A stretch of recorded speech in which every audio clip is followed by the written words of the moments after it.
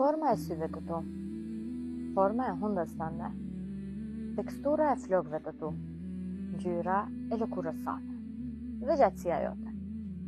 Asnjëra prej tyre nuk është rastësi.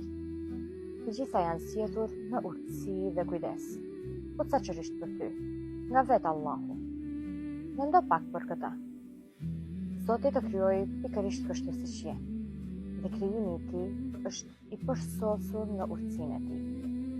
Sa çliruese do të ishte sikur të hiqnim dorë nga standardet e bukurisë që na imponon shoqëria, dhe të pranonin veten ashtu siç na ka krijuar Allah.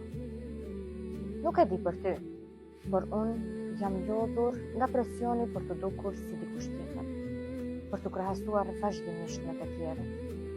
Kam arritur në një pikë ku thjesht dua të jem vetë, dhe kjo më mjafton.